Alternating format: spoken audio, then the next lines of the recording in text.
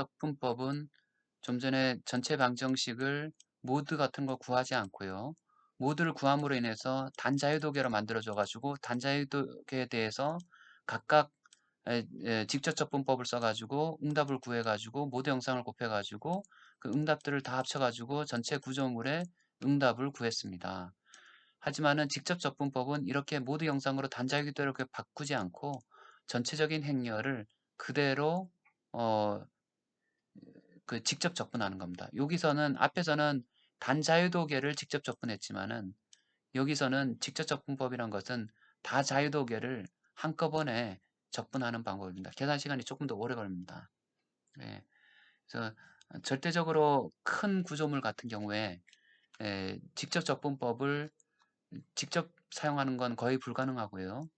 이것을 모드를 써가지고 이 모델을 축소를 시킨 다음에 우리가 뭐 100개의 모드다 그러면 100 by 100인 행렬을 가지고 K 행렬, M 행렬을 가지고 문제를 풀 수가 있지만은 여기서 얘기하는 것은 이런 모드를 구하지 않고 막바로 푸는 방법입니다.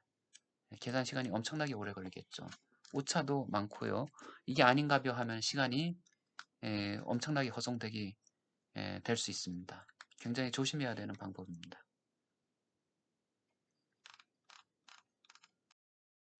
다지지점 지진 입력입니다. 다지지점이란 것은 구조물을 지지하고 있는 것이 여러 군데라는 얘기죠.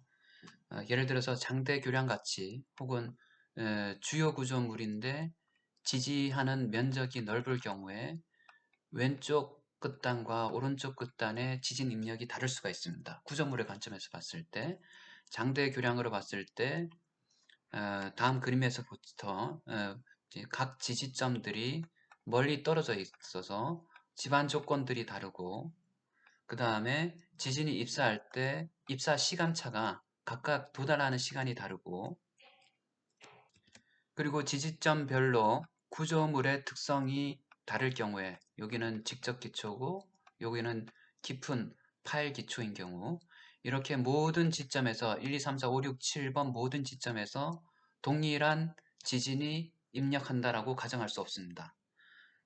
동일한 지진을 이제 균등 지진, 유니폼 인풋이라고 부르고 혹은 지점별로 다른 지진을 가지고 다지지점 지진 입력이라고 합니다.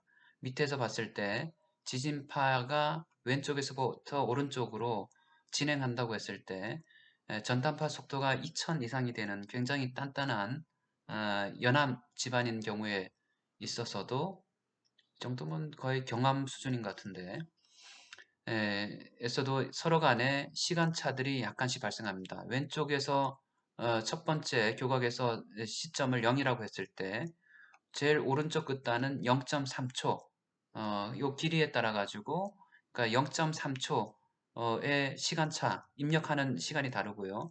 그 다음 집안 조건들이 서로 간에 다 지점별로 다 다른 걸 알 수 있습니다. 또 그리고 기초의 형식이 서로 다른 것을 알 수 있습니다. 이럴 경우에 집안의 인풋 운동, 입력 운동을 지점 1번에서부터 7번까지 다른 입력 운동을 가정을 하고 그게 자유장 해석이라든가 부지응답 해석을 통해 가지고 구조물의 관점에서 구조물의 관점에서 입력되는 지진이 동일하지 않고 다르다라고 가정했을 때, 즉 다지지점 지진 입력을 가정했을 때 문제를 어떻게 푸느냐에 대해서 이번 절에 설명을 합니다. 문제가 조금 어려워요.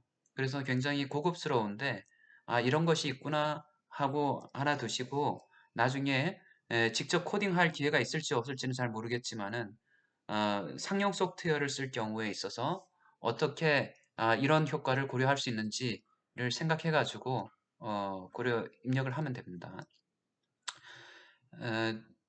지지점의 운동 방정식은 다음 것 같습니다.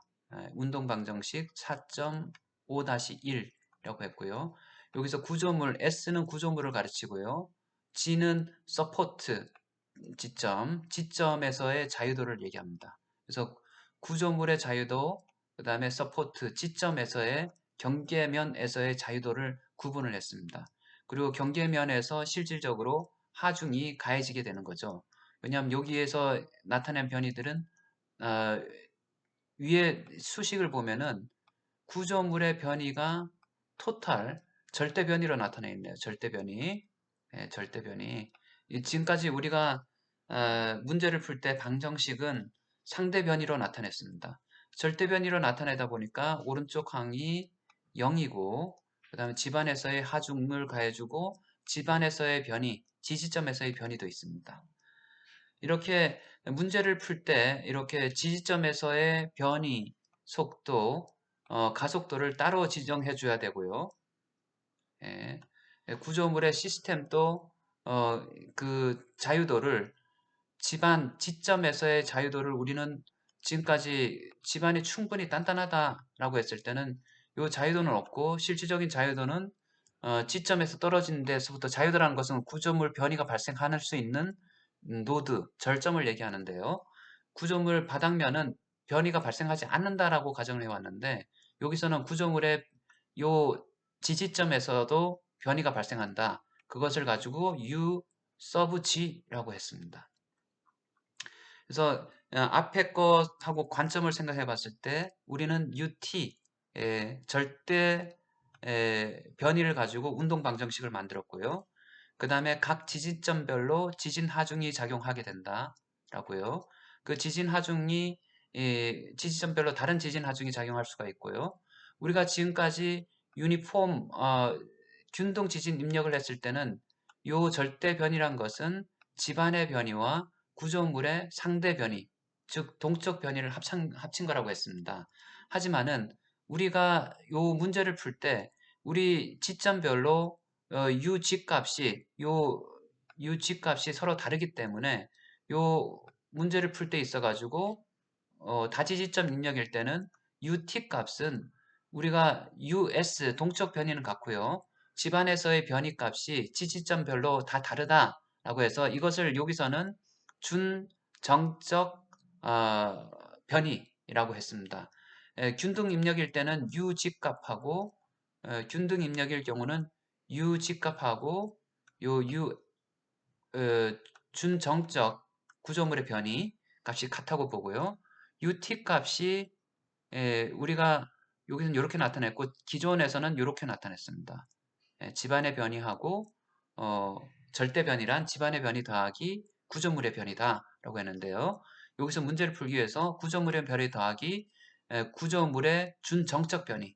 근데 준정적 변이는 이제 관성력의 효과를 무시한 집안의 변이에 의해 가지고 발생하는 변이인데요.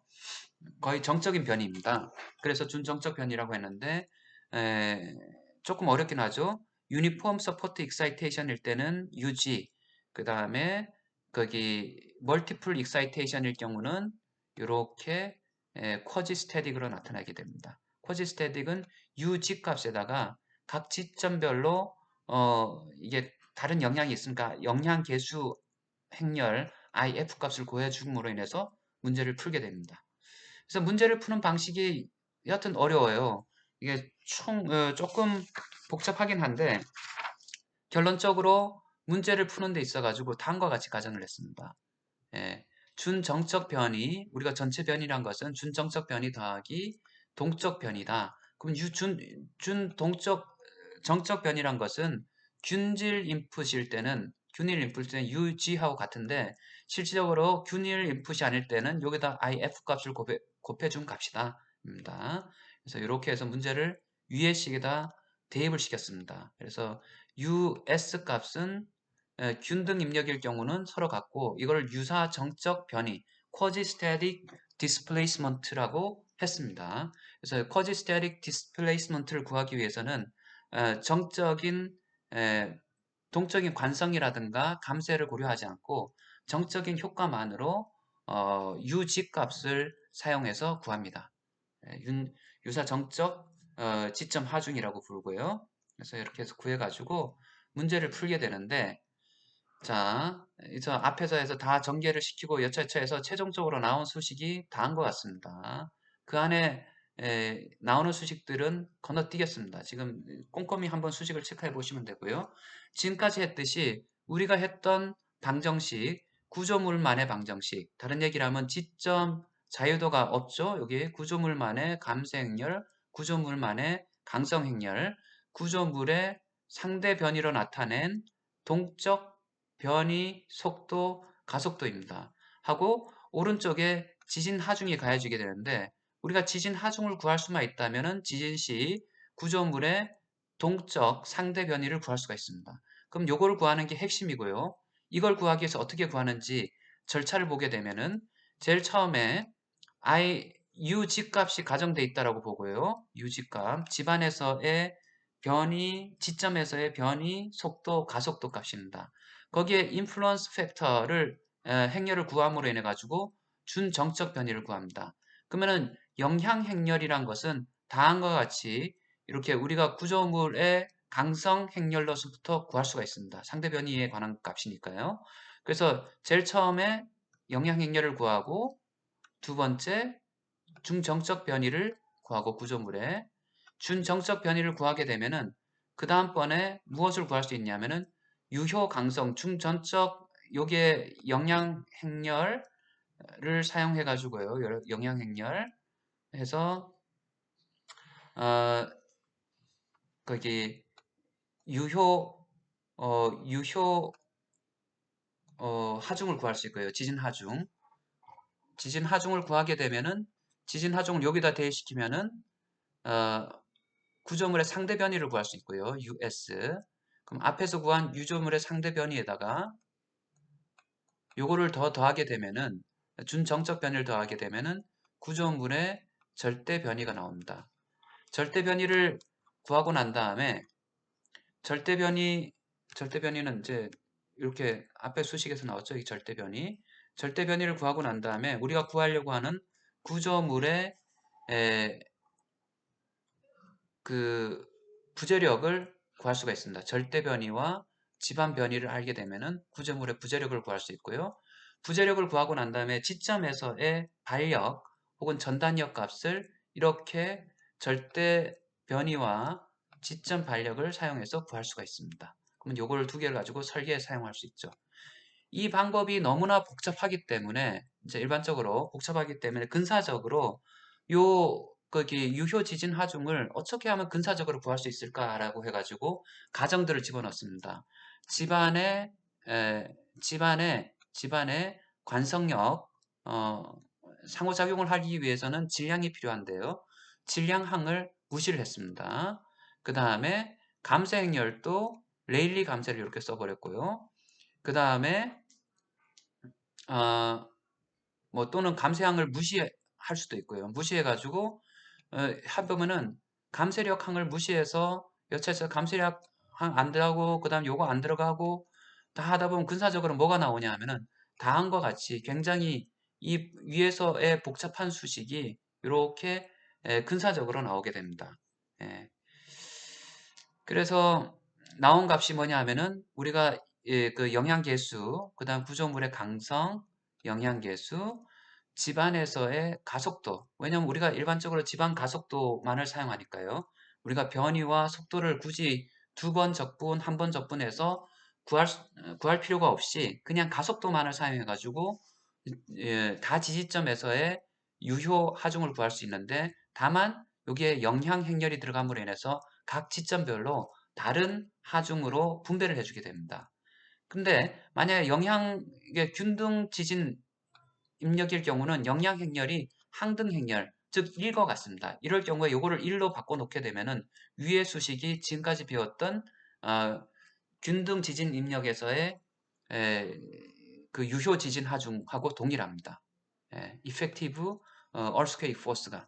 그래서 절차를 지진 해석은 이렇게 되고요. 절차를 정리하게 되면은 앞에 수식이 4.5의 1, 4.5의 1, 4.5의 5 이런 수식으로 참조 수식을 나눴고요.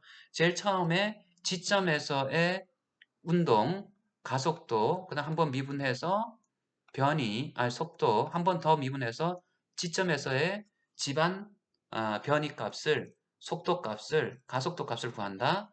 그 다음에 구조물의 지점까지 포함한 강성, 감쇄, 질량 행렬을 구한다. 그 다음에 준정적, 서로 간에 지점별로 동일하게 움직이지 않으니까 서로 간에 그 차이가 나는 효과를 영향행렬로서 구해준다. 여기서는 앞에서의 강성행렬을 가지고 준정적 해석을 통해 가지고 구할 수 있습니다. 그 다음에 유효 지진 하중을 구하게 되고요. 유효 지진 하중이란 것은 우리가 지금까지 배웠을 때는 m 곱하기 1 곱하기 u 덧 더블 덧 g였었는데요. 요 1 대신에 1값 대신에 균등 지진이 아니고 다지지점일 때는 영향 계수를 곱해가지고 이렇게 구할 수가 있다. 근사적으로 굉장히 간단하게. 그러면 요 유효 지진 하중을 동적 운동 방정식에 대입을 시키게 되면은 우리가 상대 변이를 나타낸 동적 운동 방정식 식 4.5-3에 있습니다. 상대 변이를 구할 수 있고 상대 변이를 통해 가지고 구조물의 if 값을 통해 가지고 구조물에 여기다 상대 변이를 곱해주면은 유사 정적 변이를 구할 수가 있습니다. 두 개를 더해주게 되면은 총 절대 변이를 구할 수 있고 절대 변이를 구하게 되면은 구조물의 부재력과 지점 발력을 식 4.5-7과 4.5-8을 사용해서 구할 수가 있습니다. 이것을 사용해 가지고 구조물을 설계를 하고 내진 성능 평가를 할 수가 있습니다. 조금 어렵습니다. 예. 그래서 뭐 가장 좋은 방법은 상용 프로그램을 쓸 때 지진 가속도를 한번 적분 또 적분해 가지고 이 값을 구하고 지점별로 지점 익사이테이션, 지점 가진을 이걸로 해주면 됩니다. 지점 가진을 해줄 때 가속도만으로 가진을 해주는 게 아니라 변이와 속도 값을 함께 넣어서 가진을 해주면은 구조물의 절대 운동, 절대 변이 값을 구할 수 있고요. 절대 변이에다가 각그 구조물의 변형이 발생하는 상대 변이 값을 구할 수가 있습니다. 절대 변이를 구하게 되면은 그래서 구하면 됩니다. 좀 어렵죠?